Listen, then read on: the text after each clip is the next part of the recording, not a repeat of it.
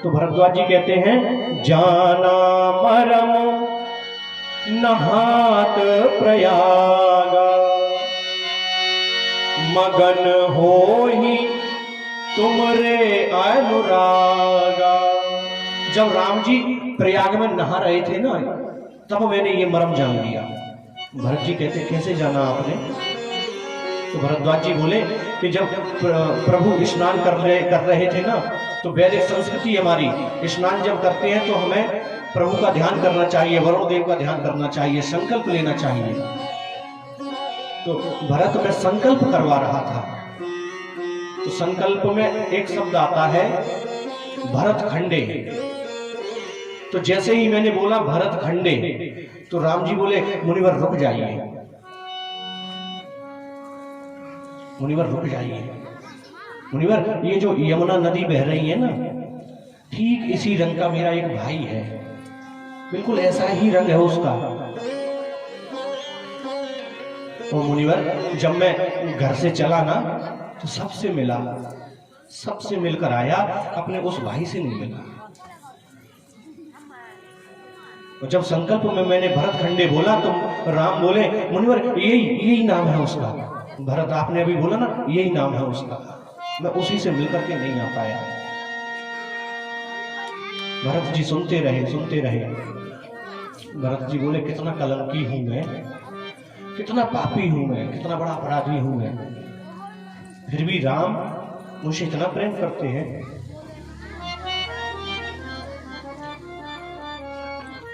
भरद्वाज जी ने रिद्धि सिद्धियों को बुलाया। भरत जी को देना चाहा, लेकिन भरत जी ने किसी को स्वीकार नहीं किया, ठुकरा दिया सबको। क्यों ठुकरा दिया? हम भी विचार करें। हमें अगर मंजिल पाना है, लक्ष्य पाना है, तो सारे प्रलोभनों को दूर फेंकना होगा। कोई कितने भी प्रलोभन देता रहे, कोई कितना भी लालच देता रहे, दूर फेंक दीजिए, लक्ष्य तक पहुंच जाओगे। भरत जी का लक्ष्य क्या है, मंजिल क्या है? राम जी के चरणारविंद। भरत जी को चाहिए राम जी के चरण, रिद्धि सिद्धियों को ठुकरा दिया।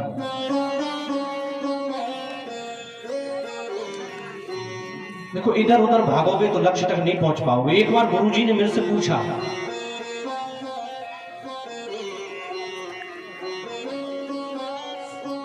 मेरी जो शिक्षा दीक्षा है वो पिछोर में हुई। मेरे गुरु जी हैं परम पूज्य श्री ब्रजभूषण पाराशर जी।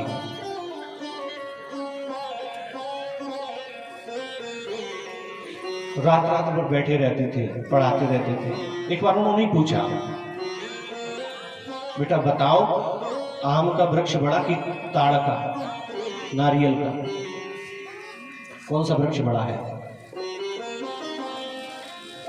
मैं नहीं समझ पाया। मैंने कहा, गुरुजी लंबाई के हिसाब से पूछ रहे हो कि फैलाव के हिसाब से? गुरुजी बोले लंबाई के हिसाब से। कौन सा वृक्ष बड़ा? तो मैंने कहा कि लंबाई के हिसाब से तो नारियल का ही वृक्ष बड़ा। गुरुजी बोले, क्यों, पता है तुम्हें क्यों है बड़ा?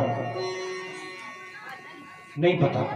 तो गुरुजी बोले, नारियल का वृक्ष इसलिए लंबा हो जाता है क्योंकि उसकी शक्ति एक दिशा में जाती है।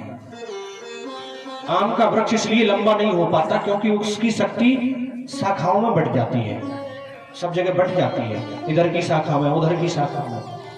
आप अपने मन की शक्ति को इधर उधर फैला दोगे तो लक्ष्य तक पहुंच नहीं पाओगे। लक्ष्य पाना चाहते हो तो एक दिशा में अपनी ऊर्जा लगाइए, लक्ष्य तक पहुंच जाओगे। प्रातःकाल हुआ, भरत जी ने तीर्थराज में स्नान किया, मुनियों को प्रणाम करके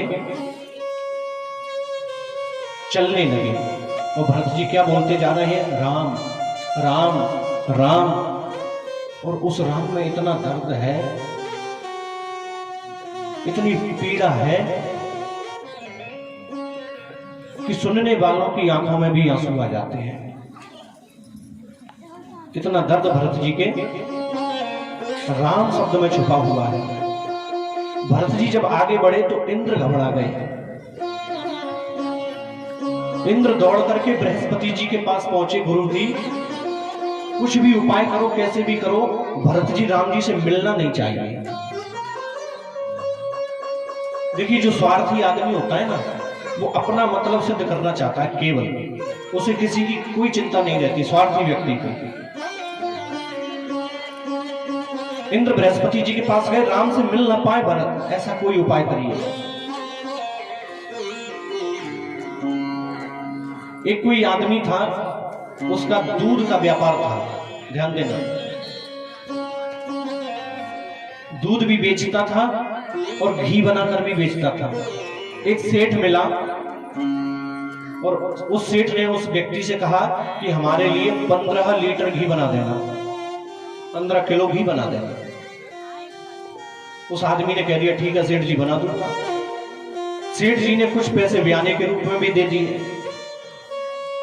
अब उसने कोई 12-13 किलो घी तैयार कर लिया होगा। इतने में उसके चाचा जी परम धाम को चले गए, शांत हो गए। उसकी अपने चाचा की अंत्येष्टि करके आ रहे थे, संस्कार करके आ रहे थे। रास्ते में सेठ जी मिल गए। सेठ जी ने उस व्यक्ति से पूछा क्यों, मेरे घी का क्या हुआ? अब तुम्हें दिख रहा है कि वो अंत्येष्टि करके आ रहे हैं, तो मेरे घी का क्या हुआ? तो व्यक्ति बोला सेठ जी घी तो लगभग 12 किलो तैयार हो गया था, लेकिन क्या करूं, चाचा जी शांत हो गए, तो अब वो घी तो उसमें चला गया, मैं आपके लिए तैयार कर दूंगा। अरे ये आना जाना तो लगा रहता है, तो ये बता मेरा घी देगा कि नहीं देगा? देखिए स्वार्थ की पराकाष्ठा, स्वार्थी व्यक्ति कुछ नहीं दिखता है, केवल अपना हित दिखता है। इंद्र को भी अपना हित दिख रहा है, बृहस्पति जी के पास पहुंच गए। क्यों कि अगर भरत इस दशा में, ऐसे रोते बिलखते दशा में राम जी से मिले और भरत जी ने कहीं कह दिया कि भैया अयोध्या को वापस चलो, हो सकता है राम जी भरत को देखकर पिघल जाए, और कहीं अयोध्या वापस आ गए तो रावण नहीं मरेगा और हम ऐसे ही बंधे पड़े रहेंगे, ऐसे ही भटकते फिरेंगे। बृहस्पति जी ने बहुत डांटा इंद्र को।